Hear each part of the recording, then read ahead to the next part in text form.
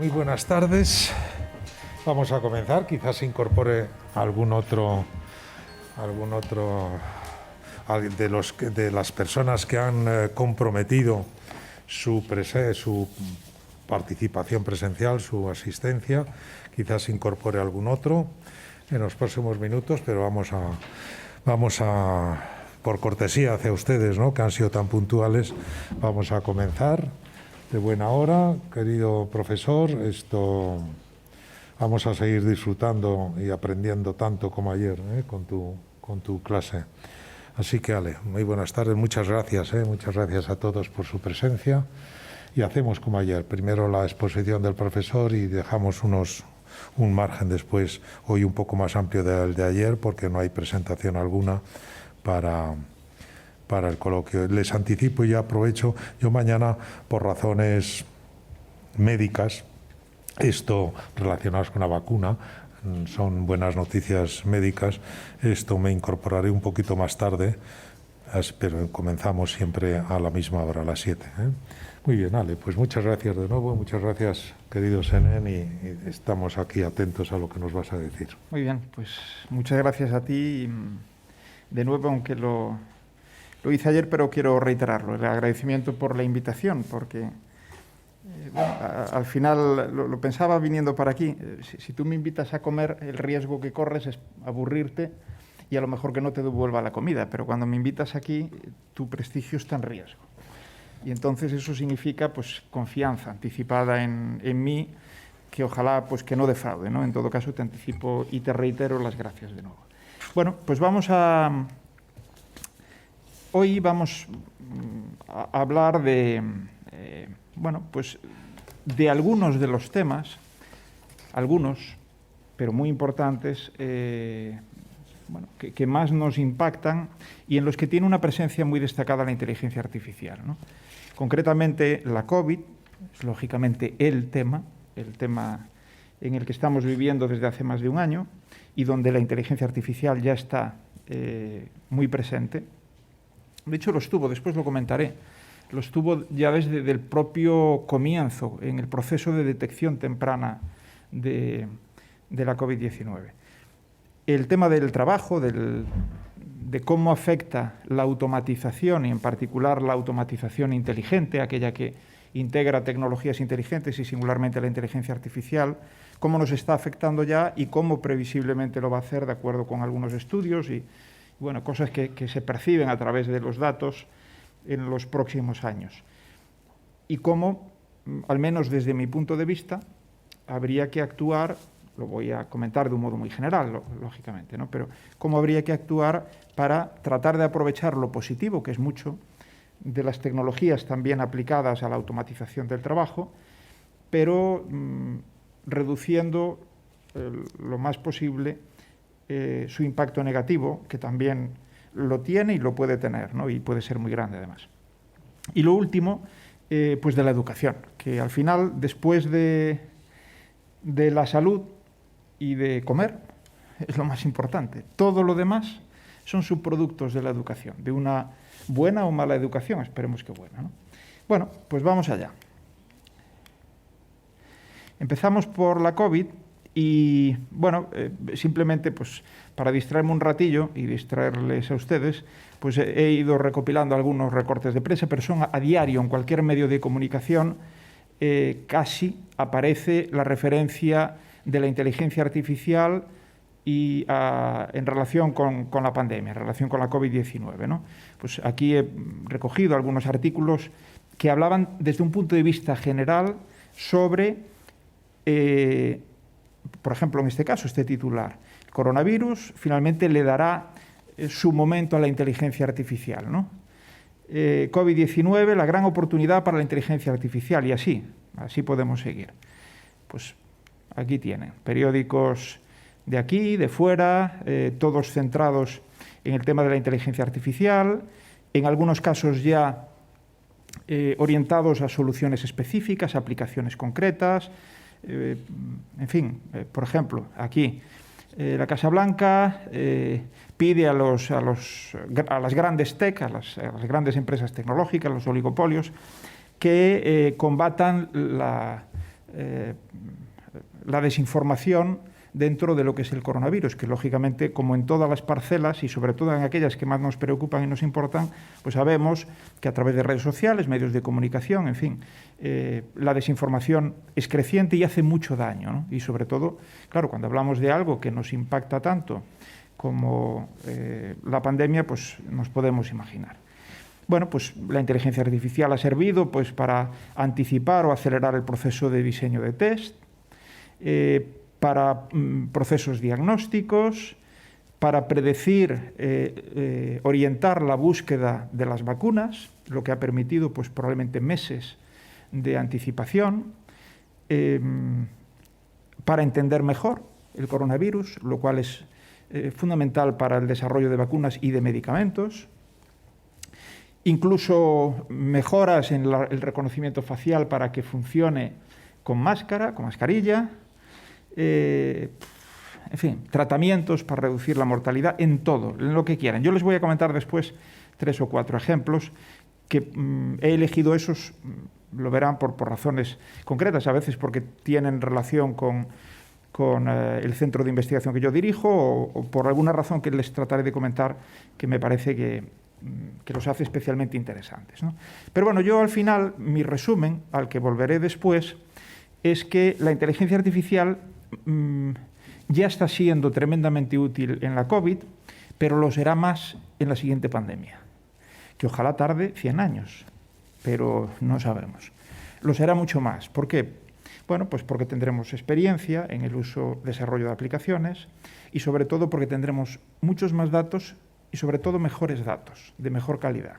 Algo que ahora pues, se va intentando construir esos datos que puedan ser potencialmente útiles para el desarrollo de aplicaciones de diagnóstico, desarrollo de medicamentos, vacunas, etcétera, pero se van construyendo sobre la marcha y como se puede. Seguro que con la mejor voluntad, pero también muchas veces con experiencias que son inéditas o que lo eran hasta ahora, ¿no? Bueno, quien dice esto, por cierto, es Jean LeCun. En el año 2018, el premio Turing, que viene a ser el Nobel de las ciencias de la computación, lo llevaron 3 personas, LeCun, Bengio y Geoffrey Hinton. De Hinton hablé ayer, me parece, y probablemente hoy vuelva a decir alguna cosa más. Por cierto, los 3 de origen europeo, franceses y británico, me parece, y los 3 o en Estados Unidos o en Canadá. Es decir, una vez más, esto puede parecer una anécdota, pero de algún modo es el reflejo de que Europa produce en ciertos campos, que además son campos muy transformadores, produce una ciencia y unas primeras etapas de desarrollo tecnológico de altísimo valor, de altísimo potencial, pero después no los explota, no los monetiza, no los rentabiliza, como sí lo hacen otros países, pues muy singularmente, desde luego, Estados Unidos y China en este momento, cuando hablamos de inteligencia artificial en particular. Bueno, pues vamos a ver algunas cositas de la inteligencia artificial, alguna muy curiosa, y la COVID. La primera noticia de cierto impacto que tuvimos sobre la COVID la dio Blue Dot.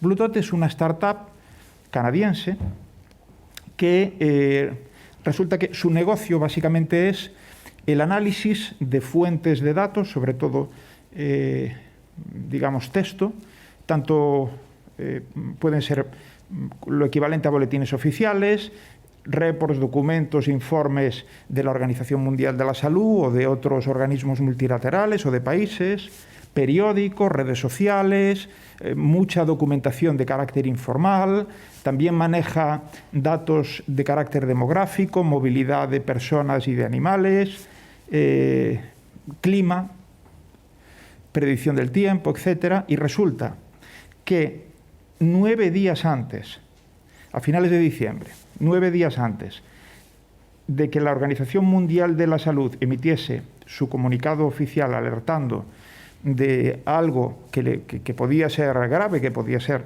en fin, una enfermedad de carácter infeccioso tipo neumonía rara, pues 9 días antes lo hizo esta empresa.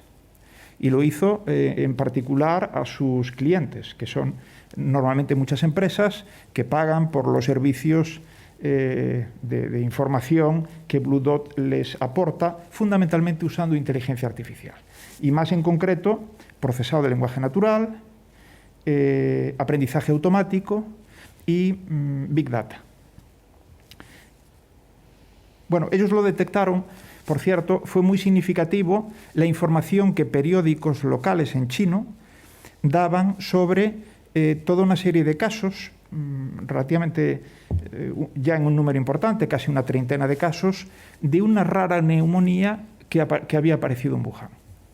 Bueno, pues para eso sirve la inteligencia artificial también, es decir, en este caso, para una detección temprana y alerta sobre lo que acabó siendo, desgraciadamente, pues una pandemia brutal. Bueno, hay múltiples aplicaciones de la inteligencia artificial para un diagnóstico más temprano o más preciso de la COVID, ¿de acuerdo? Y desde luego las técnicas de inteligencia artificial sobre imagen médica pues han recibido muchísima atención. En particular, radiografías de tórax y tomografía computacional. Esta menos, digamos, de un uso menos frecuente, más costosa, pero también más precisa, ¿no? A la hora de poder ver cosas que ocurren en la imagen y particularmente la imagen de pulmón. Bueno, este es un buen ejemplo de lo que antes les decía. En diciembre del año pasado, hace unos meses, ya había un repositorio que se llama Archive, que es un repositorio de publicaciones que allí quien quiere, cualquier publicación científica la puede poner. A veces son publicaciones que ya se han enviado a revistas o congresos, otras no, simplemente se ponen allí para que la comunidad científica las opine sobre ellas, las cite en su caso, las valore, las critique, etcétera, ¿no? Bueno, pues en diciembre ya había más de 500 publicaciones, en particular sobre la aplicación de la inteligencia artificial y, en concreto, técnicas basadas en aprendizaje automático sobre radiografías de tórax y tomografía computacional. Y eso no era, si ahí había más de 500, pues puede haber otros cientos que no estén allí y ya están en procesos enviadas a revistas o congresos y en procesos de revisión. Es decir, estamos hablando de una cantidad brutal y lógicamente ahí hay de todo.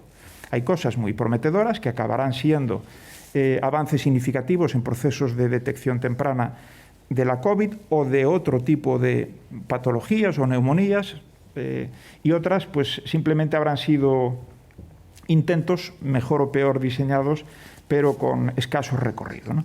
Bueno, en mi centro hay un grupo que está trabajando precisamente en este momento con otros grupos en España a través de financiación del BBVA para aplicar inteligencia artificial a través de lo que se llama aprendizaje federado, que es una especie de aprendizaje colectivo a través de la información que múltiples fuentes de datos pueden aportar en el proceso de diagnóstico sobre radiografía de tórax.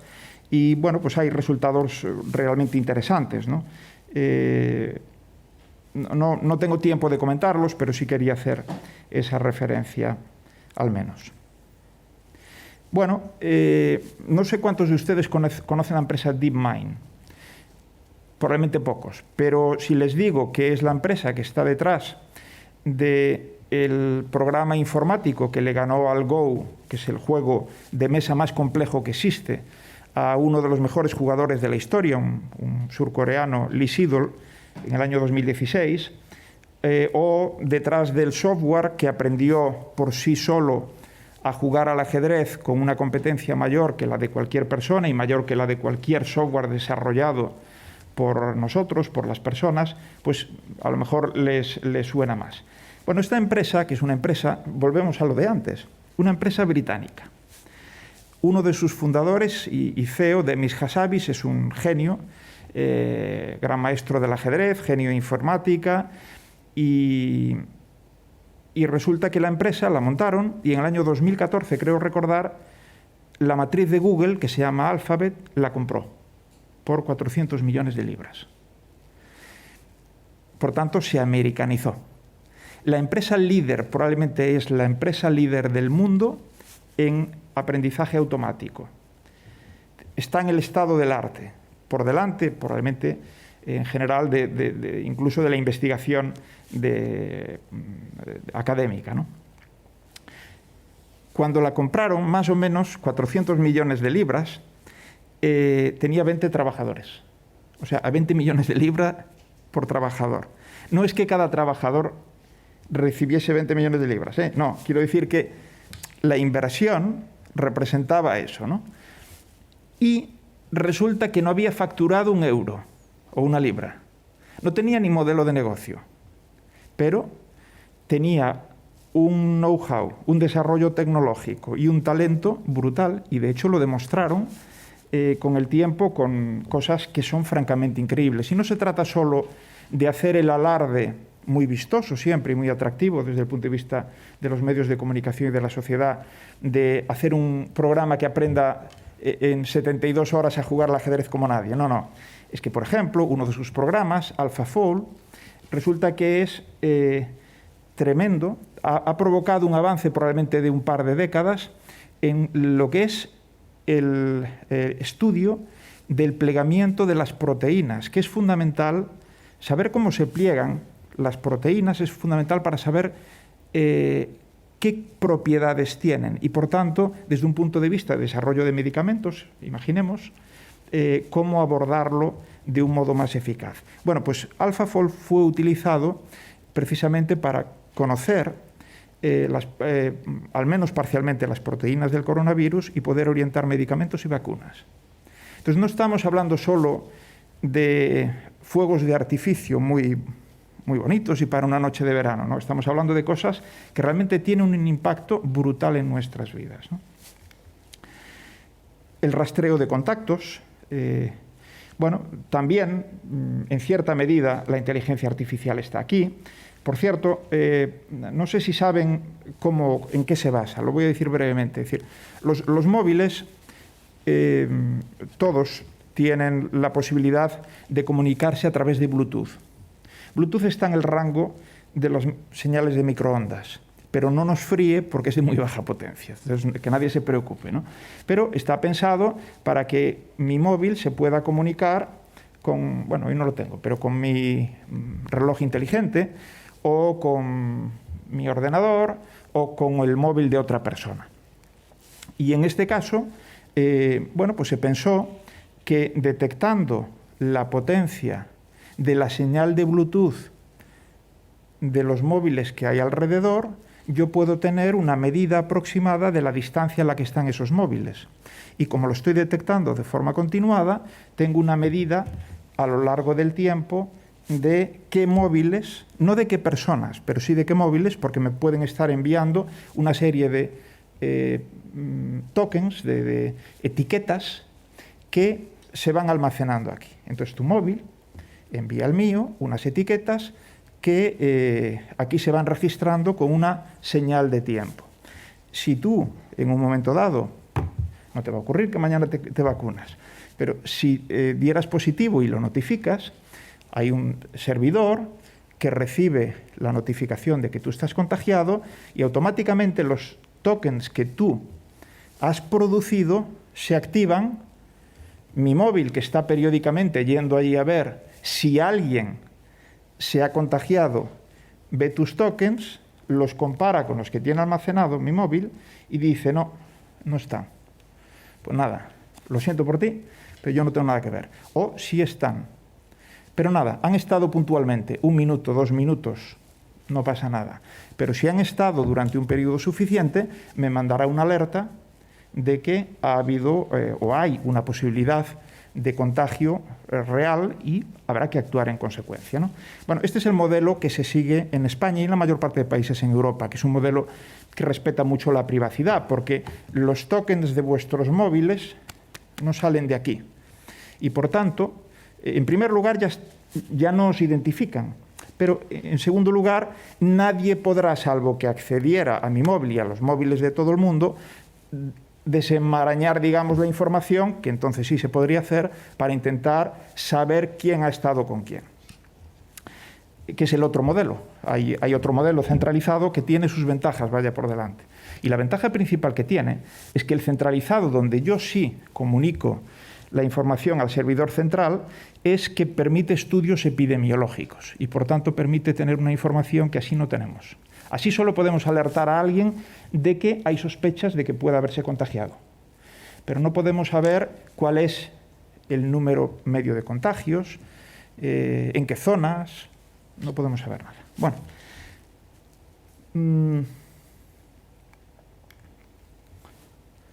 voy a ir un poquito rápido porque si no... hay los móviles, en este caso se ha usado Bluetooth porque era lo mejor que había, pero el Bluetooth no está pensado para esto y da cantidad de falsos positivos y negativos. Pero esa no es la principal causa de que no se esté usando de forma intensiva. Hay muchas otras. Esas otras seguro que se corregirán y se avanzarán en soluciones que ya no estén basadas en Bluetooth, que a lo mejor usen otro tipo de dispositivos que no sea el móvil, que garanticen la privacidad pero al mismo tiempo permitan el análisis epidemiológico, que se hagan mejores campañas de comunicación porque han sido nefastas las que se han hecho y por eso la gente no lo usa. Bueno, pero eso lo haremos en la siguiente pandemia, ¿vale? De momento hay que tirar con lo que hay. Pero los móviles están súper sensorizados. Un móvil como el que yo tengo aquí, pues tiene al menos esos sensores, pero es que le puedo instalar más a través de dispositivos que se pueden acoplar. Y cada vez, este ya tiene casi 4 años, pues tienen más y más. De hecho, una spin-off que creamos en el Citius, y yo soy uno de los promotores fundadores, a través de 3 jóvenes que hicieron la tesis con nosotros, y aquí está el director comercial, Gregory Botanes. Si después alguien quiere tener los servicios de Situm, pues ya habla con él y ya no hay ningún problema. Bueno, pues precisamente esta empresa tiene una de las tecnologías líder del mundo en posicionamiento en interiores, donde no llega la señal de GPS y hay que usar otro tipo de señales para posicionarte, para ubicarte y, por tanto, para dar los servicios geoposicionados que damos en el exterior de los edificios a través del satélite. ¿De acuerdo? En el interior, en el T4, no sirve.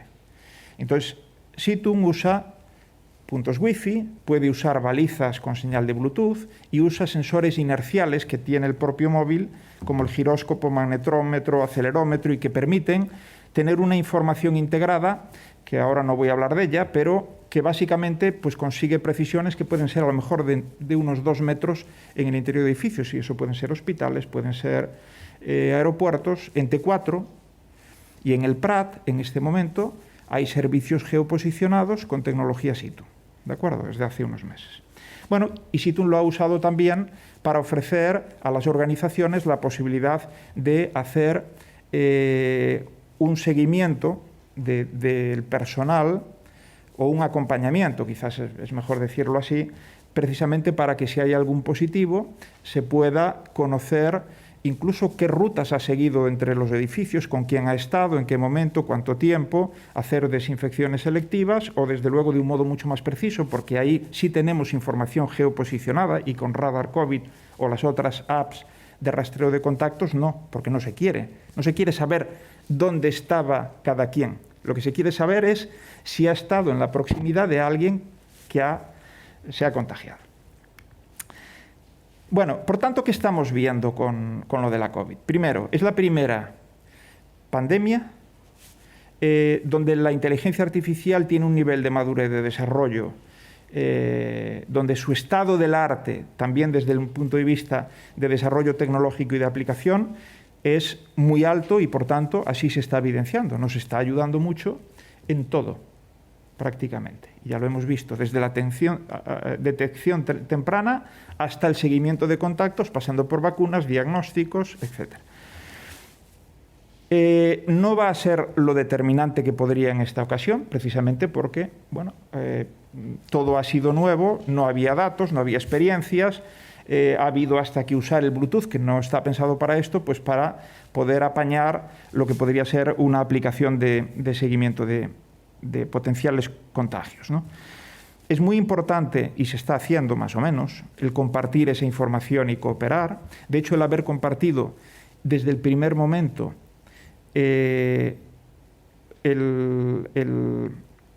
los datos genéticos del coronavirus, permitió haberlo compartido en todo el mundo, no haberlo ocultado, sino haberlo distribuido, permitió acelerar enormemente ya el inicio de la búsqueda de vacunas y de test, de forma casi inmediata, ¿no?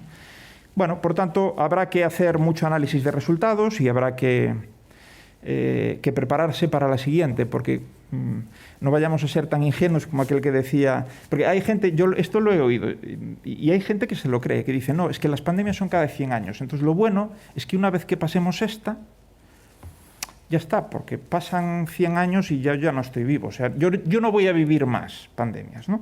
Y esto es como el que iba en un avión y siempre llevaba una bomba en el maletín, y le preguntaban por qué, y decía, porque la probabilidad de que haya una bomba en el avión es muy baja, pero de que haya dos, es imposible. Bueno, pues esto es lo mismo. Vamos a hablar un poquito de la automatización.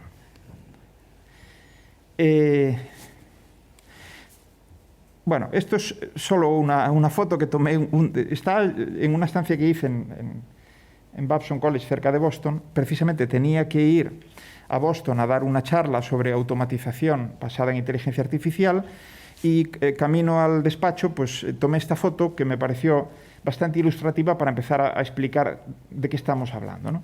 Aquí se ve a dos personas con estos típicos sopladores de hojas que en definitiva su función, aquí están muy relajados porque las máquinas prácticamente lo hacen todo y su función prácticamente es ayudar a lo que propiamente son las máquinas que están limpiando pues las carreteras, las calles, aceras, etcétera, limpiando lodos, limpiando hojas, etcétera. Claro, estas máquinas hoy por hoy van conducidas por personas, pero podrían no ir ya así, y dentro de poco no irán, o irá alguien simplemente a efectos pues, de hacer alguna labor más concreta, pero no la labor de conducción, de aproximación, etcétera. Y todo en general va a ser así. Pero no solo en cuestiones de tipo físico, de tipo mecánico, de manipulación, sino cada vez más en tareas de medio y alto nivel cognitivo. Y este es el gran cambio respecto a una automatización que ya nos acompaña desde hace décadas. En nuestra casa lo vemos. Ahora decimos muchos, ¿no? Yo tengo un robot cortacésped, ¿no? Entonces, bueno, entonces tu casa está automatizada. Bueno, es un robot idiota, por otra parte. Pero es que mi casa ya estaba automatizada, como la de todo el mundo, porque ya tenemos una lavadora, una lavavajillas, una secadora. O sea, con eso ya llevamos décadas, aunque no lo pensemos bien. Pero es que ahora hay cambios que son de un impacto brutal porque afectan, como digo, a ese tipo de trabajos de medio y cada vez más alto nivel que no entendíamos, no pensábamos que se pudieran resolver por máquinas. Si acaso una máquina, pues para apoyar una calculadora, o tengo un GPS en el coche, pues que me ayuda esta misma mañana lo usé y si no para mí, pues moverme por Madrid hubiese sido suicida, ¿no? Aunque cuando no había GPS lo hice por Manhattan, eso sí que era, pero era joven, claro. Bueno, y entonces, claro, decimos, sí, tenemos GPS, nos ayuda mucho y tal, pero no pensábamos que se pudiera automatizar la conducción. Resulta que se puede. A mí me hicieron una entrevista en el año no recuerdo exactamente, pero era el 2000 o el 2001, y me preguntaron cuándo creía yo que habría coches que pudieran conducir solos. Yo nunca me dediqué a la conducción autónoma, sí a la robótica. Y en todo caso hay cosas que tienen mucha afinidad y, bueno, pues me aventuré a decir, mira, por decir algo, porque me apretaba el periodista, ¿no? Nunca antes del 2035, probablemente más allá, y más bien cara a mediados de siglo, porque el estado del arte hoy, aunque hay ya, algún laboratorio, alguna universidad, incluso el Instituto de Automática de Madrid ya hacía por entonces cosas de conducción autónoma, dice, pero están tan lejos, nunca antes del 2035. Bueno, pues me lo tuve que tragar, porque es verdad que los coches autónomos no son de uso ordinario. pero de uso extraordinario sí. Y si no son de uso más ordinario es por otras cuestiones en las que ahora no da tiempo a entrar, pero bueno, si hay alguna pregunta podríamos ir a ellas.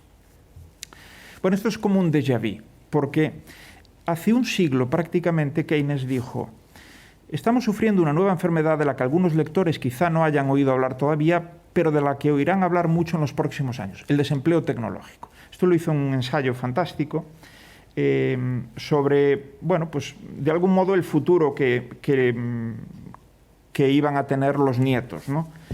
Y digamos que a corto plazo aventuró un desempleo tecnológico con un impacto que no tuvo. Más a largo plazo lo situaba como un siglo después decía que prácticamente toda la labor agrícola, minería, manufactura estaría automatizada al menos en un 75% y las personas trabajarían de media 15 horas a la semana. Y desgraciadamente se equivocó también. Pero bueno, no es de estas personas clarividentes, ¿no? Porque tenía muy claro en aquel momento por dónde íbamos. Y efectivamente por ahí vamos, ¿no? Por cierto, todos y todas habrán oído lo de nuestros hijos, nuestros niños, trabajarán casi todos en empleos que hoy no existen, que están por crear, ¿no? Entonces, lo que cambia en función de dónde lo oigan o dónde lo lean es el porcentaje.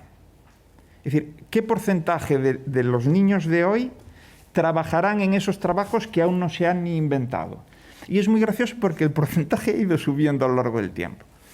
Empezamos por un 50, rápidamente subió al 65. El 65 se consolidó durante unos años. El 65% de los empleos que ocuparán nuestros niños aún no se han inventado.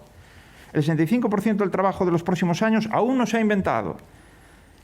El 65 dice aquí también, pero ya en inglés.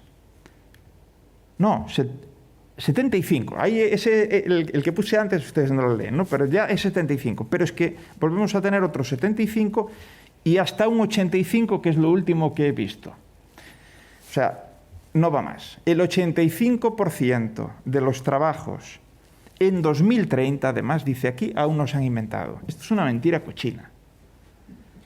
Absolutamente. Después lo voy a evidenciar. Hay un artículo de Mariano Fernández Enguita, el sociólogo que en este momento es el director del INAP, del Instituto Nacional de Administración Pública, un tipo fantástico, que sabe mucho de educación, y escribió este artículo en El País hace unos años, que se lo recomiendo porque es súper gracioso además, pero pone en evidencia, porque estuvo rascando a ver de dónde venía ese 65%, y llegando a las fuentes del Nilo, pues vio que el documento matriz no decía nada, absolutamente nada de esto. O sea que, bueno, aquí vemos ejemplos de cómo se van construyendo esas mentiras que damos ya por descontadas. Es curioso porque yo escribí sobre esto hace unas semanas en un periódico local. Escribo con frecuencia en medios de comunicación y particularmente pues, en el Correo Gallego, ¿no? Que es como el periódico de mi casa. Y a los 2 días, en un acto público, una persona, después de que yo escribiera este artículo, que evidentemente no leyó y no tenía por qué, pero volvió lo primero que dijo en un acto público con mucho bombo y platillo, volvió a soltar lo del 65%.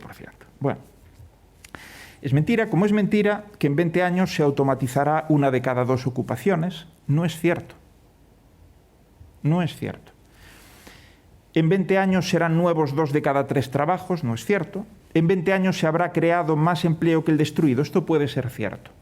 Pero lo que no es cierto es cómo se usa normalmente este dato, y es, no nos preocupemos, porque se va a crear, como siempre ha ocurrido, más empleo que se destruye. O sea, que todo el mundo tranquilo. Lo que no dicen es todo lo demás. Y es que prácticamente nadie de los que pierdan el empleo por la automatización va a ocupar ninguno de esos nuevos trabajos que se van a crear, porque son empleos que están asociados precisamente a las STEM, en fin, y más particularmente a los temas que tienen que ver precisamente con lo que acelera la automatización. Eso no es malo, pero tiene que haber formas de paliar los efectos negativos derivados de este tema.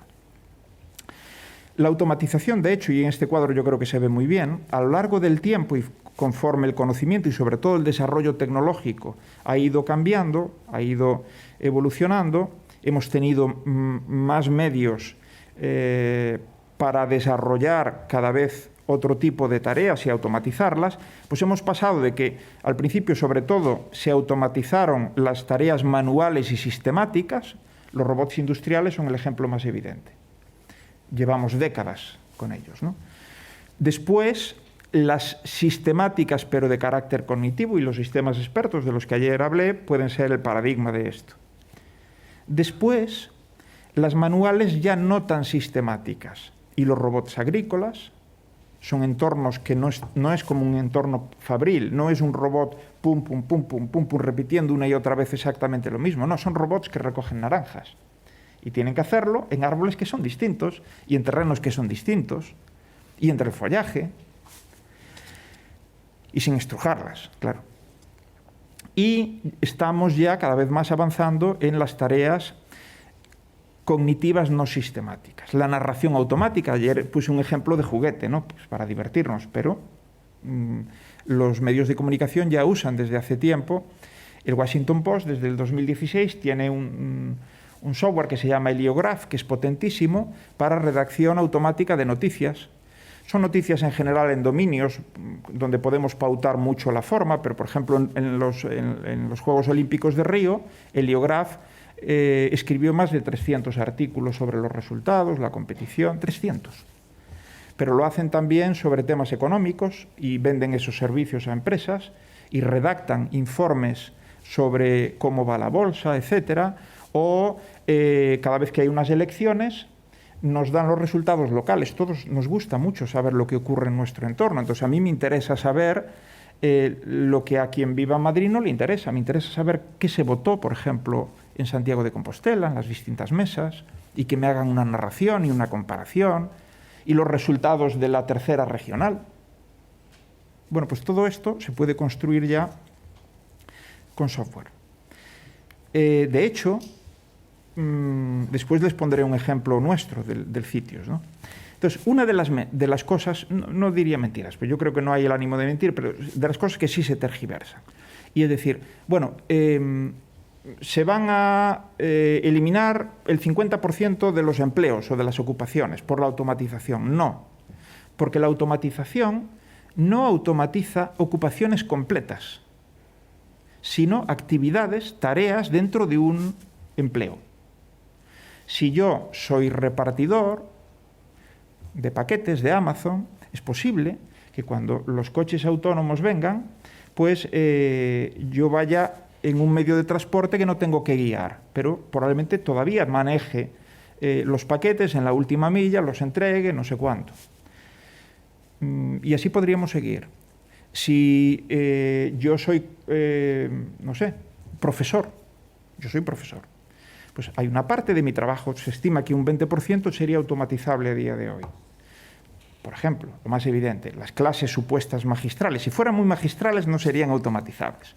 Pero si no son tan magistrales, sí lo son. Pero a lo mejor la interacción directa con el alumno, la tutorización de carácter emocional, de guía. Porque la otra, la de respuesta, tienes una duda, yo te respondo, eso por supuestísimo. Caltech, ya desde el 2016, desarrolló, puso en experiencia, en explotación para una materia, y después lo fue extendiendo, un tutor virtual que desarrolló con una plataforma de diseño, digamos, de inteligencia artificial basada en conocimiento de IBM, Watson, y desarrolló un tutor que atendió conjuntamente un semestre a los estudiantes junto con el resto de tutores, profesores y profesoras humanos, de carne y hueso, pero no dijeron nada. Y no hubo nadie que lo detectara. Hubo alguno que sospechó algo puntualmente, pero en general no. Y las valoraciones fueron fantásticas. En cuanto a respuesta rápida, de hecho tenían ciertos trucos. No respondía instantáneamente, que podría hacerlo, pero lo tenían diseñado, lógicamente, para que tú no escribieras una pregunta, ¡ching!, y a los milisegundos te aparezca una respuesta. Bueno, entonces sí, ya todo el mundo iba a decir, aquí, esto no puede ser. Por cierto, tendrían que haber advertido a los estudiantes de que estaban interaccionando con una máquina y no con una persona.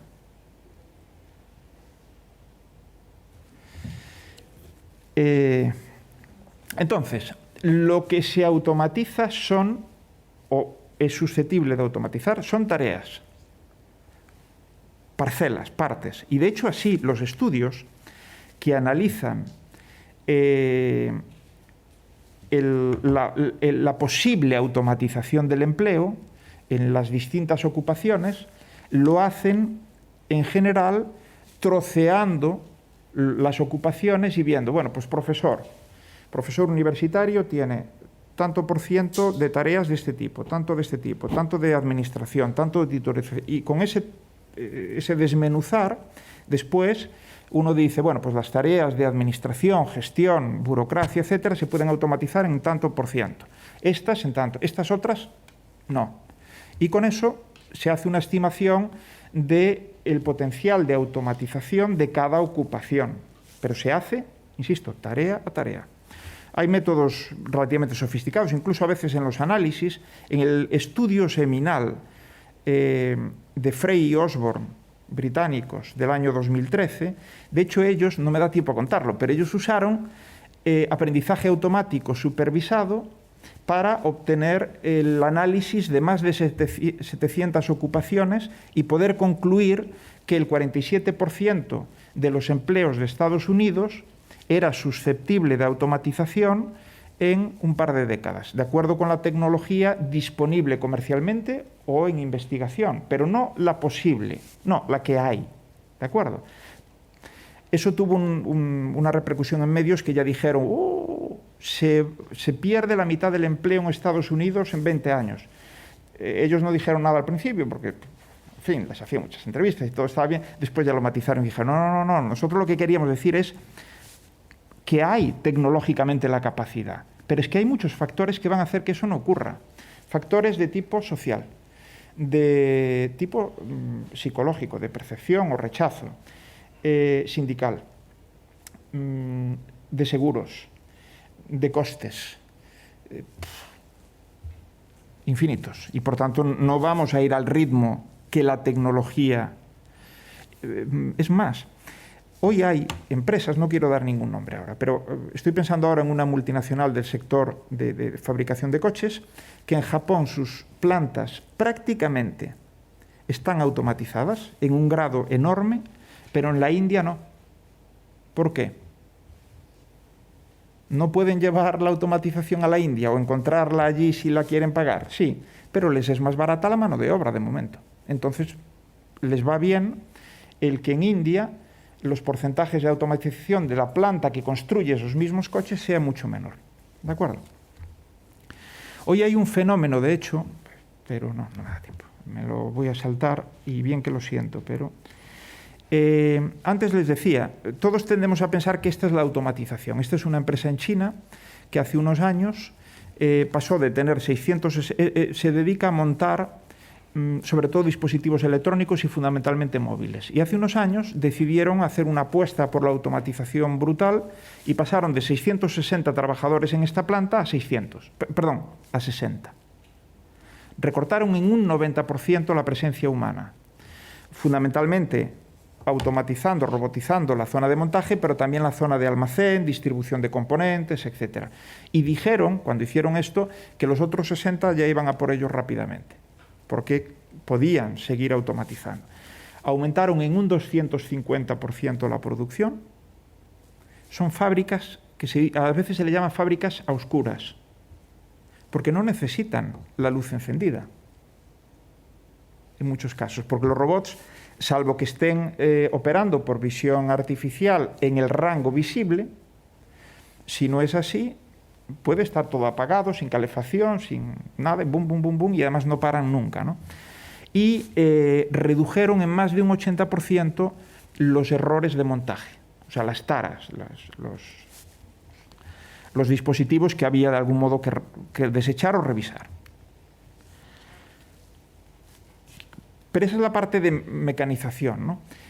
Pero aquí vemos, por ejemplo, antes lo dije, ya en la parte más de tareas cognitivas, este fue probablemente la primera noticia redactada automáticamente sobre un temblor de tierra, la dio Los Angeles Times hace ya unos cuantos años.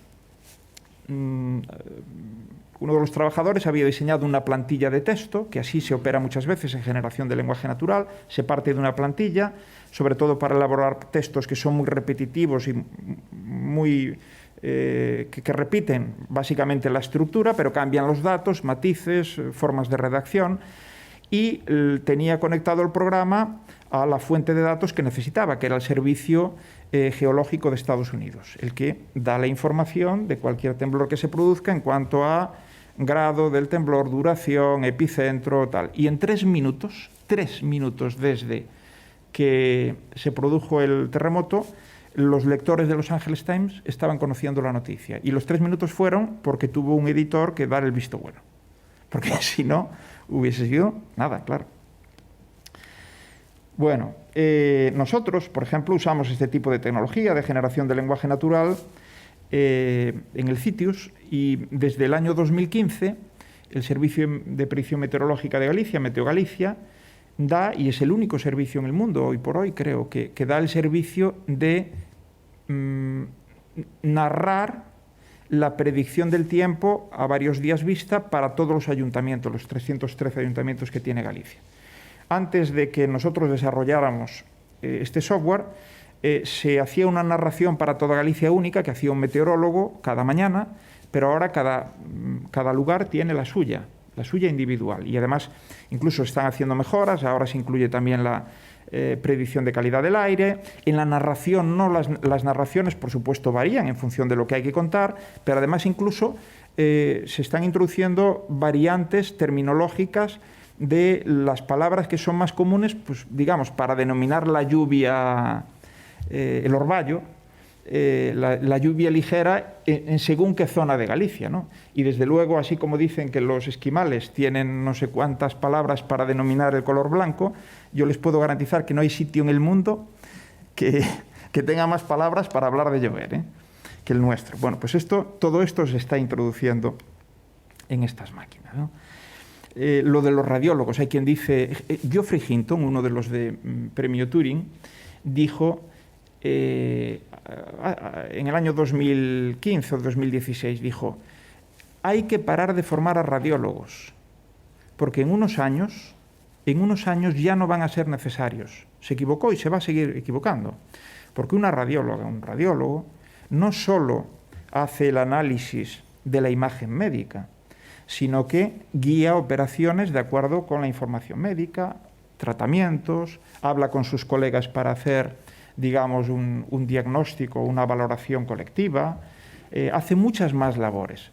Y aquí se ve muy bien lo de que se automatizan parcelas o acciones, tareas, pero no la ocupación entera. Eso sí, las ocupaciones van a cambiar. Entonces, ¿qué es lo que hay que hacer? No estudiar para radiólogo, no. Lo que hay que hacer es enseñar distinto, formar de modo distinto. Como lo sigamos formando igual, nos estamos equivocando. Y eso es lo que hay que cambiar. Y evidentemente, el radiólogo o la radióloga que se nieguen, que no quieran integrar la inteligencia artificial y todas estas herramientas en su práctica médica, eso sí que van a desaparecer. Bueno, antes hablé de estos informes. Frey Osborne fue el primero, pero hay muchos.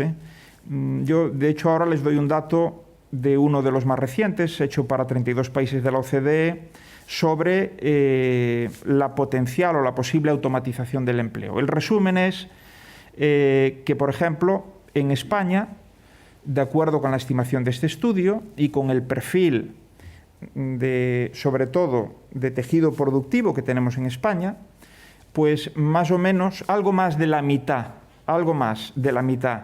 de los empleos tienen al menos un 50% de posibilidades de ser altamente transformados, no eliminados, altamente transformados a través de la automatización, ¿de acuerdo? En un horizonte de una década. España, de hecho, de estos 32 países está de 10º por la cola, y se debe a su perfil productivo. Este es un trabajo que escribí yo hace no mucho, unas semanas en el diario.es, precisamente hablando de otro informe, en este caso de un informe del Foro Económico Mundial, que analizaba, cada 2 años hace un análisis sobre el futuro del empleo, que es muy interesante, pero esta vez incorporó además el impacto de la COVID y lo definió como una doble disrupción. La automatización se está viendo acelerada por la COVID. El teletrabajo se está acelerando por la COVID. La digitalización se está acelerando. Y en España más. De hecho, corrigió sus predicciones a 2025, reduciendo el número de empleos que cree que se van a crear nuevos y aumentando el número de empleos que cree que se van a destruir. En el conjunto de países analizados, que representan la mayor parte del PIB mundial, ¿no? Claramente. Importante, no son los mismos los que se destruyen que los que se crean. No se crean en el mismo sitio que se destruyen. Y se cree que para el 2025 habremos equilibrado ya de todo el trabajo que se hace en el mundo, la mitad ya estará hecho por máquinas. ¿De acuerdo? ¿Por qué ahora podría ser diferente? Porque mucha gente dice, no, pero esto ya lo vivimos. En la primera revolución industrial se hacía lo mismo y los luditas reventaron los telares y fíjate, se creó más empleo que nunca y más riqueza y salimos de la miseria, es verdad. Pero ahora hay cosas que son diferentes. El motor tecnológico de transformación es el más potente que nunca ha habido, la inteligencia artificial. Se automatizan tareas de medio y alto nivel cognitivo. El proceso se acelera. Y entre otras cosas, ¿qué lo acelera? El que casi todos los trabajos nuevos que se crean son trabajos que aceleran el proceso, porque son trabajos en el entorno del desarrollo de estas tecnologías y de su aplicación. Esto va a suponer una difícil reubicación de los trabajadores desempleados y a mí lo que más me preocupa es que hay un pensamiento ilusorio, yo no diría que generalizado, pero hay un pensamiento ilusorio incluso entre la élite económica y política, quiero entender que bien intencionado, de que no nos preocupemos porque siempre somos unos chorimicas, que decimos en Galicia, ¿no? Siempre nos estamos quejando y aquí cada vez vamos a mejor, en todas partes además, ¿no? Bueno, yo creo que lo que hay que hacer, por supuesto, no es detener el desarrollo de las tecnologías, su aplicación, al contrario. Pueden servir para darnos calidad de vida, mejorar, darnos más riqueza, mejorar nuestra salud, nuestra educación, hacer que trabajemos menos, más seguros, la propia conducción autónoma. Ayer yo comentaba, ¿no?, el desgraciado accidente de estas 2 personas que murieron este sábado por un accidente de un Tesla. Y claro, espero que se me entienda bien, por supuesto, cada una de esas muertes es trágica y para su familia, su entorno, pero es que, ¿saben cuántas personas mueren cada año en el mundo por accidentes de tráfico, de los cuales del orden de un 95% son debido a causas humanas? Sonolencia, despistes, drogas, alcohol, distracción. Bueno, distracciones son despistes. Casi todos son debidos a nosotros. Pueden estar acentuados por el estado de la carretera, climatológico, el coche, que no lo llevamos a la ITV, lo que quieran, pero prácticamente la totalidad son debidos a nosotros. ¿Cuántas personas mueren? Mueren porque accidentados, mutilados, etcétera, son muchos más. Pero mueren cada año 1.200.000 personas. La automatización, cuando la logremos, de la conducción, va a reducir esa cifra de un modo brutal. Y lamentaremos cada muerte, ¿cómo no? E intentaremos que cada muerte no se produzca. Pero cuanta más inteligencia hay en una máquina, mayor garantía hay de que no hay infalibilidad. puede ser infalible resolviendo ecuaciones diferenciales y invirtiendo matrices. Pero no lo va a ser en la conducción autónoma. No es posible. Entonces, ¿qué es lo que hay que hacer? Pues lo que hay que hacer, anticiparse, y tiene que haber, actuarse sobre la educación. No podemos seguir educando a nuestros jóvenes como lo veníamos haciendo. Entre otras cosas, cada vez es más valorado por parte de los empleadores, y tiene su lógica, lo que podemos llamar las habilidades, las capacidades de carácter cognitivo, pensamiento crítico, colaboración, creatividad. ¿Por qué? Porque esas son las que más nos diferencian de las máquinas. Lo otro ya nos lo pone la máquina. Entonces, ¿para qué vamos a incidir, a insistir en lo que la máquina nos va comiendo terreno y terreno y terreno? En la memorización, reproducción, cálculo, razonamiento lógico, análisis gramatical. Habrá que verlo, pero no es la parte más importante a día de hoy. Y los empleadores lo saben. Y por eso están tirando hacia otro lado. Las políticas públicas. No se puede permitir que toda esa cantidad de gente que va a quedar completamente desamparada del mercado laboral, desahuciada, quede sin nada. No se puede. No se puede permitir que el PIB siga creciendo en el mundo a más del doble que los sueldos. No se puede permitir eso. Los estados tienen que hacer algo en este sentido. Las políticas públicas son imprescindibles. Y desde luego lo que yo llamo la adopción inteligente de las tecnologías inteligentes. Y lo podemos resumir así, porque no hay más tiempo, y es: no usemos las tecnologías inteligentes y todo su poder para una mera sustitución del empleo humano con la idea de reducir costes, porque eso tiene las patas muy cortas, muy escaso recorrido, y no, a medio y largo plazo no da mejoras de competitividad, ni a las organizaciones, ni a los países, ni a las personas. Es la innovación alrededor de estas tecnologías lo que realmente, y una innovación, digamos, permanente, ¿no?, lo que da esas mejoras. Bueno,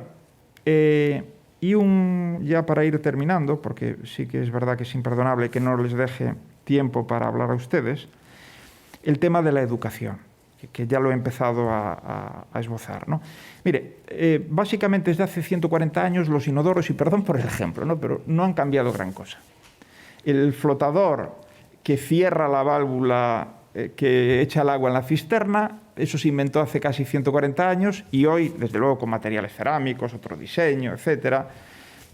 Pero básicamente es lo mismo. Bueno, pues en el año 1919 terminaron en mi universidad las dos primeras mujeres que estudiaron en ella su carrera, medicina las dos. Tías abuelas de María Teresa Fernández de la Vega, que ahora fue vicepresidenta del Gobierno y ahora es presidenta del Consejo de Estado. Exacto. Brillantes, las mejores de su promoción, brillantísimas las dos. Terminaron en el 1919.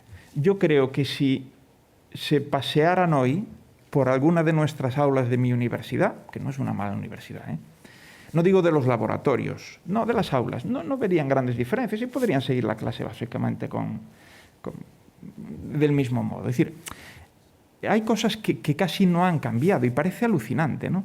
La educación es de lo que menos se ha transformado desde el siglo XIX. Y como dije antes, es lo que mueve todo. Todo es subproducto de la educación. Yo, de hecho, lo resumo diciendo, a lo mejor es un poquito exagerado, pero yo me veo así. Yo soy un profesor del siglo XX, que enseña en aulas del XIX, ahora no, con la COVID ya enseño en aulas del siglo XXI, pero hasta hace un año y pico del siglo XIX, eso sí, a estudiantes, a jóvenes del siglo XXI. Y aquí hay que cambiar mucho. Nos pueden ayudar, y ya lo voy a cerrar aquí, porque si no, esto resume, y voy a hacer este resumen, lo que venía ahora, que es, uno, algo que ya sabemos, pero que lo va a evidenciar muchísimo la inteligencia artificial en su aplicación a la educación, y es que el aprendizaje es el objetivo de la educación, no enseñar. Enseñar es un medio fantástico si se hace bien. Pero a veces los profesores y profesoras creemos que el fin es enseñar bien. No, el fin es que aprendan. Lógicamente, si enseñamos bien, cabe pensar que lo lograremos. La IA en la educación se está usando ya en cantidad de cosas, pero mucho más va a ocurrir en los próximos años. Pero se usa tanto para engañar, a través de los buscadores, buscando todo tipo de información y componiendo trabajos fantásticos, como para evitar el engaño. Ayer les hablé del Turnitin, ¿no? Se usa como tutores, les acabo de poner un ejemplo del Caltech. Se usa, hay plataformas que guían el aprendizaje porque conocen al alumno lo que sabe, lo que no sabe, lo que le gustaría saber y van orientando, todavía de un modo muy pedestre, pero van orientando los contenidos e incluso el momento de ingerirlos. Los momentos no son los mismos. Y yo digo que vamos camino de aprender a lo largo del día y no a lo largo de la vida. Cada día serán experiencias de aprendizaje guiadas por lo que yo llamo avatares personales de aprendizaje. Una especie de acompañante, no es un robot hardware, no tendría sentido, pero sí software, que nos conocerá, aprenderá con nosotros, aprenderá de otros, dialogará con otros avatares y podrá guiar el proceso de aprendizaje nuestro de un modo casi impensable y desde luego imposible de hacer con profesores y profesoras de carne y hueso. No se puede, porque tendríamos que dedicarnos uno a uno y aún así tendríamos nuestra propia vida. En fin, nadie puede dedicar su vida a una persona. Bueno, sí, si la quiere mucho sí, pero no estoy hablando a que esa persona aprenda todo el día, ¿no? Pero las máquinas pueden. ¿Reduciremos las desigualdades del aprendizaje? Pues lo mismo. Si lo dejamos como vaya evolucionando, no, al contrario, se amplificarán. Porque el aprendizaje es la herramienta más poderosa que hay, y lo saben las empresas. Amazon anunció en el 2019 una inversión de $700 millones para formar en educación superior a 100.000 de sus 300.000 trabajadores. Dijo que primero usando universidades y colleges, pero pronto lo sustituirá por máquinas que darán esa instrucción. ¿Y por qué lo hacen? Porque es una empresa feliz y resulta que le gusta que los trabajadores pues, aprendan, vivan contentos y saben que el saber cosas pues, estimula. No. Porque saben que esa es su ventaja competitiva. Vivimos en la sociedad del aprendizaje. Marina estuvo ayer y volverá mañana. Y él lo dice siempre, ¿no? ¿Quién está liderando tecnológicamente esto? Las startups, como en otros ámbitos, como en el ámbito de las finanzas. Las fintech, hay las edtech de education. ¿Y dónde están? ¿Están en España? No. Es que están en Europa, el resto de Europa. No. Están en Asia. China, India, Corea del Sur, Japón. Están en Asia prácticamente todas las potentes. Y después, Norteamérica. Hay algo en Australia. No me resisto, y con eso acabo, a ponerles esta figura, que para mí es terrible. Este gráfico indica en el eje de ordenadas grandes zonas del mundo: Asia, Norteamérica, Europa, Oceanía, Sudamérica y África. Y en el eje de abscisas, inversión en el 2020, el año pasado, inversión en millones de dólares en empresas EdTech. Y los colores son de acuerdo con el grado de madurez de la empresa. Es decir, el venture es muy incipiente, una startup que está empezando, no tiene clientes, en fin, tiene su modelo de negocio, quiere abrir brechas, muy prometedora, buen equipo, vamos a invertir ahí, pero el riesgo es brutal. Hasta las muy maduras ya, las que tienen un mercado muy potente, en expansión, claramente pueden comerse el mundo, y esas son las violeta.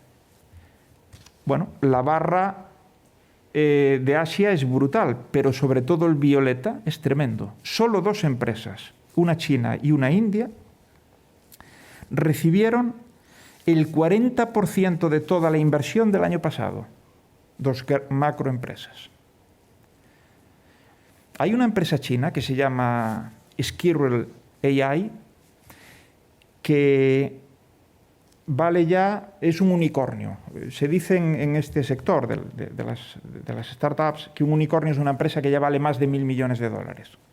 Esta empresa tiene miles y miles ya de centros que va abriendo por el país, pero que asiste a través de la inteligencia artificial, de una plataforma de aprendizaje donde los jóvenes chinos están allí, hacen sus deberes, interaccionan con la máquina y hay alguien que les sigue y monitoriza a través de la plataforma.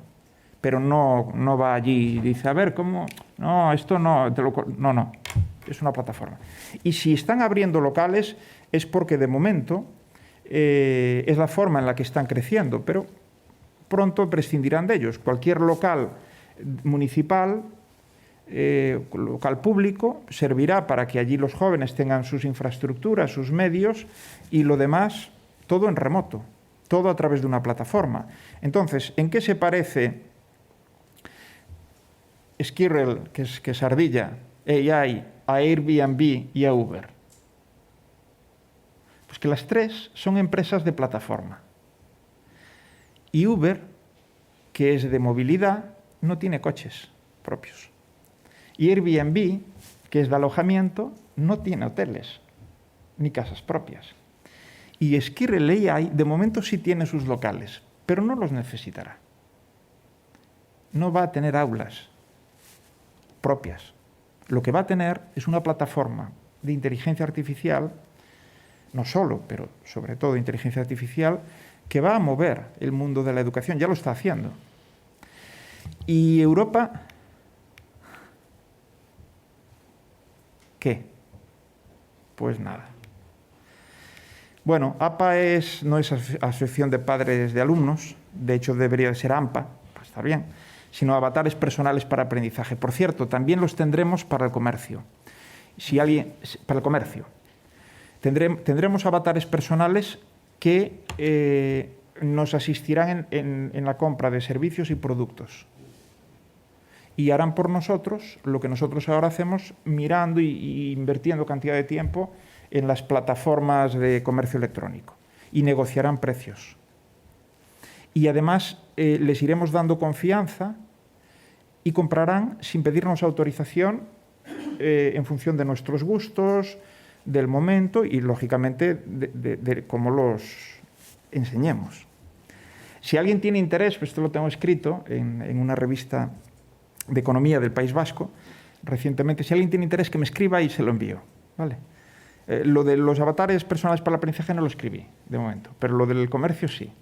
Y mutatis mutandis, pues hay cierto parecido. Bueno, ya está de momento, porque es que me pasa un poco, lo siento, porque me estoy pasando un poco de los tiempos, pero...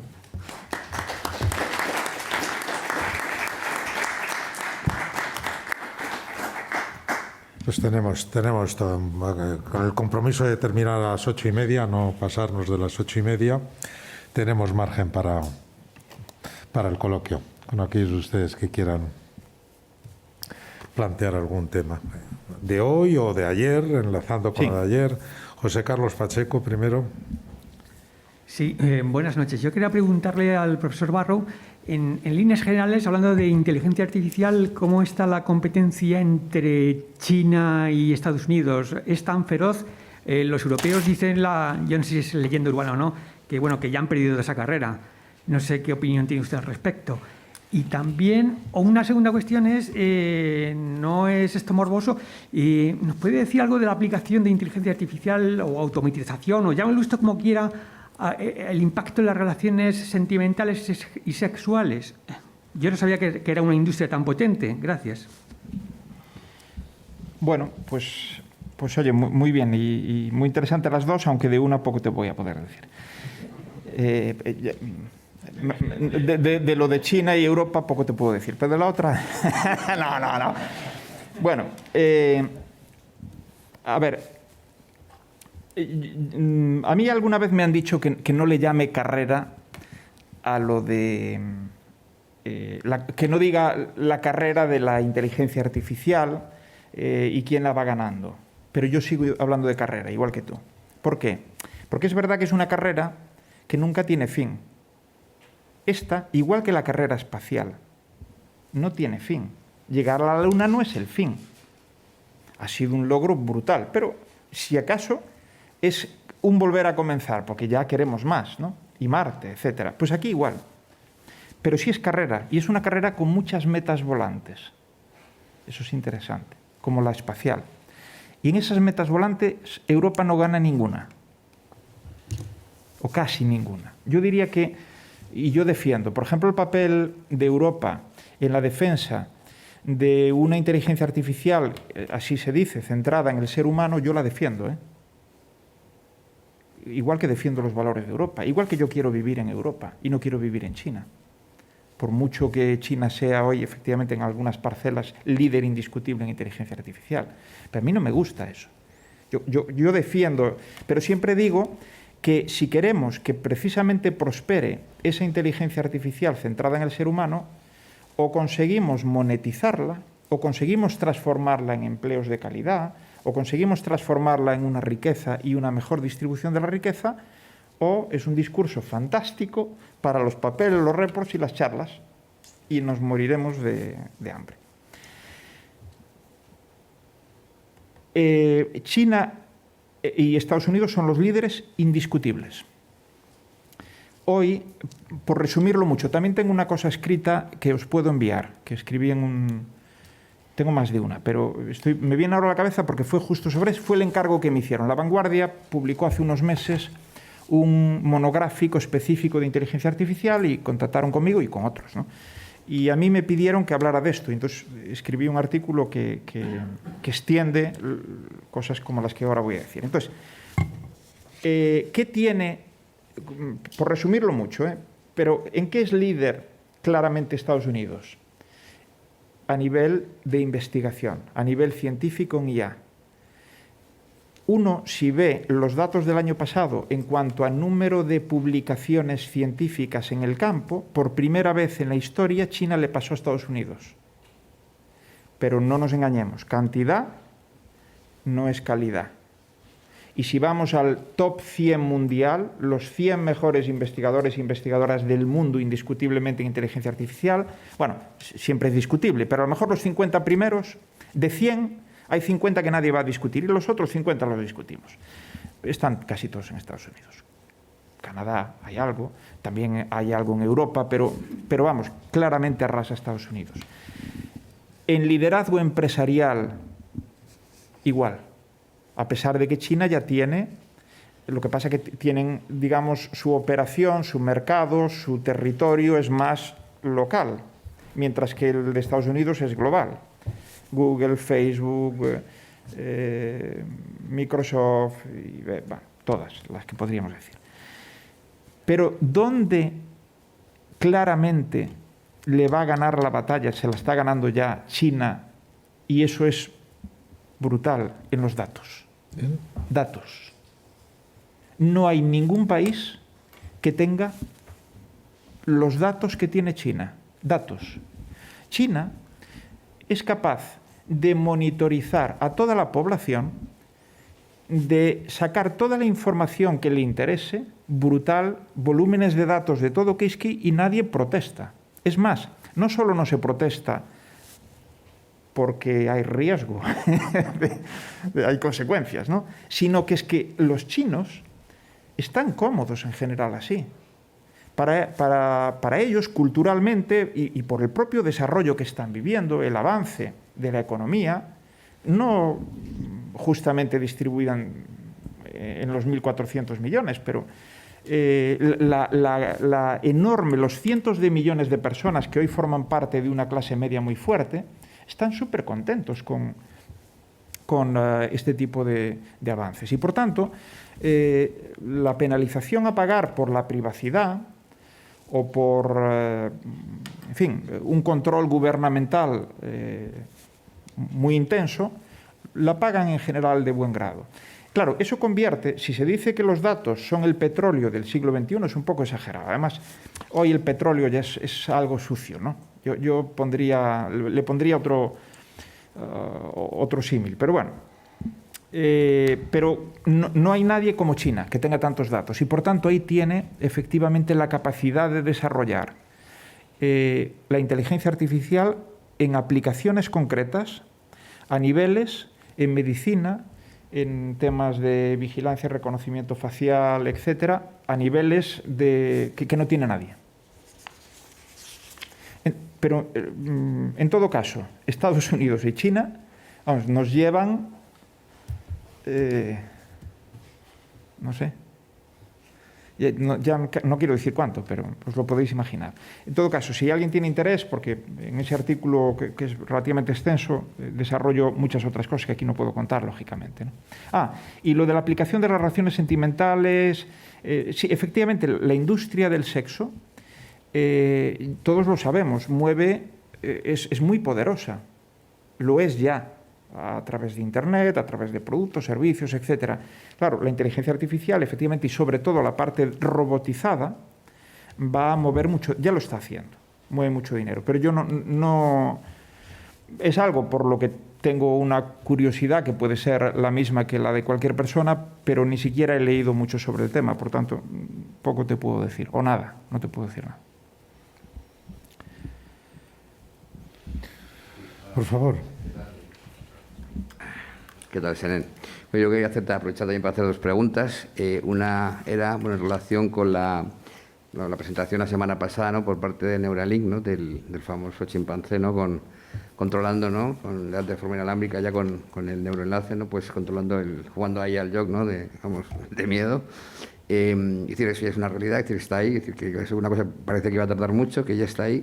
Y ya entrando en los umbrales de la ética y esto, ¿dónde ves esa frontera, ¿no?, ya de que realmente, en principio, si se justifica que eso se pueda hacer, en principio para mejorar la vida, indudablemente, ¿no?, de personas con problemas seguramente de discapacidad, pues parapléjica o algún tipo de disfunción neurológica, pero ya se abre la puerta, ¿no?, a que una vez que se abre la compuerta, pues ya por ahí podemos entrar en muchas otras cosas, positivas, por supuesto, pero siempre habrá, por mucha ética y por muchos comités de ética a nivel mundial que se pueden hacer, pues sabemos que siempre habrá, como todas las tecnologías se pueden usar para el bien y para el mal, y esto pues es ineludible, ¿no? Entonces, esta es la puerta abierta ahí, ¿no?, científica o tecnológicamente ya hablando. Entonces, esa que miras tu visión al respecto. Y luego, ya un poco, como hay muchos jóvenes aquí en la sala, pues diciendo un poco en lo que estaban comentando de Europa, China, en general Asia, ¿no?, porque no solamente hablamos de China, sino Singapur, muchos otros países. Si un chaval de los de ahora quisiera formarse en inteligencia artificial, ¿no?, y pues realmente estar porque le guste este mundo, ¿no?, como es el caso de mi hijo que lo tengo aquí, pues que nos dieras un poco unas pinceladas, sobre todo a ellos, ¿no?, pues unas recomendaciones de por dónde crees que deberían, pues dentro de España o fuera de España, ¿qué recomendaciones les darías, ¿no?, desde el punto de vista académico, formativo, ¿no? Nada más. Voy a ser muy breve, porque además como tú y yo podemos hablar infinito, pues, pero mira, para formarse, lo mejor mi centro, el CITIUS. En España, salvo que no quieras hacerlo en España, entonces te puedo aconsejar otros, pero el mejor. Nosotros formamos cada año, se leen unas 10 tesis, hay permanentemente entre 50 y 60 jóvenes haciendo su tesis doctoral, fantásticamente. No, es un buen lugar, pero no es el único.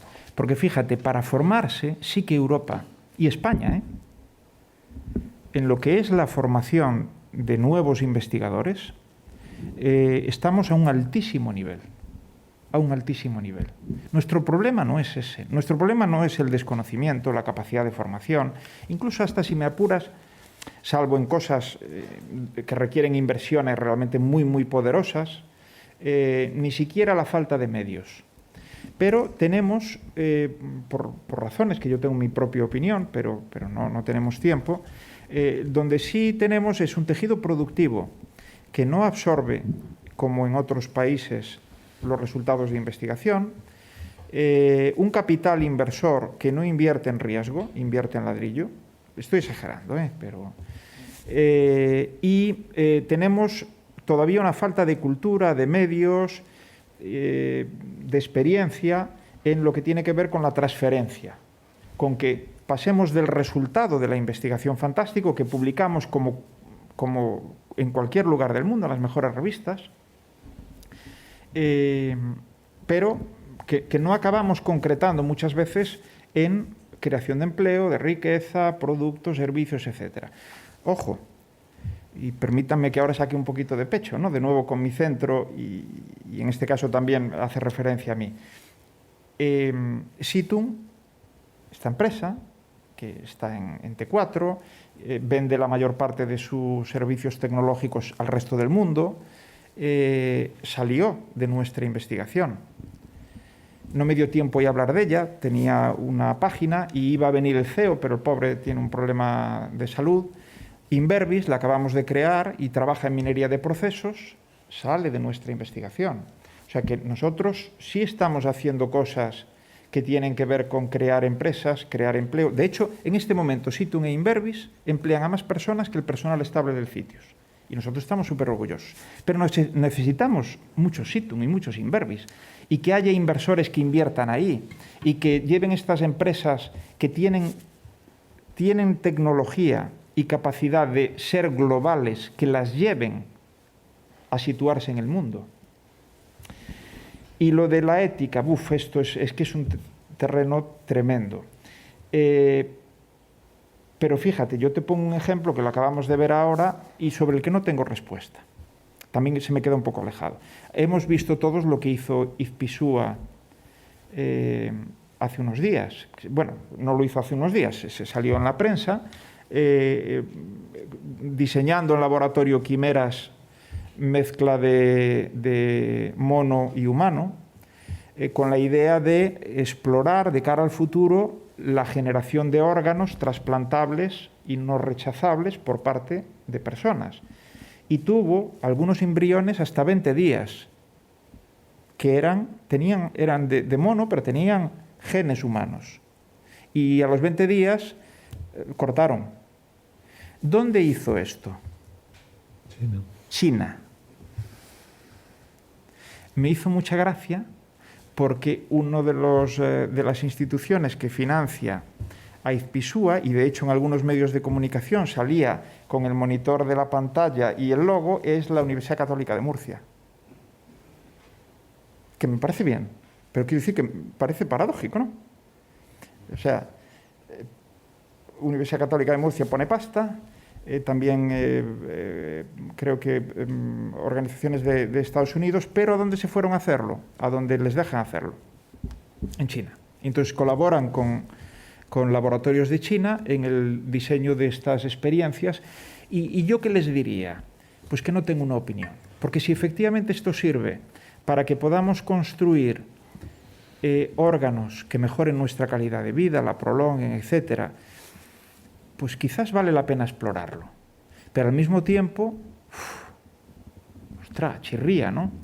El otro día yo leía, y esto a mí me dejó alucinado. Saben que en nuestro cerebro tiene un volumen que son unos 1.500 centímetros cúbicos, como una moto en condiciones, ¿no?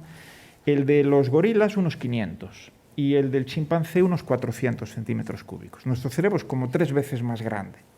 No es esa solo la razón, ni sobre todo la razón de nuestra inteligencia frente a la de ellos, pero resulta que un experimento publicado recientemente en Cell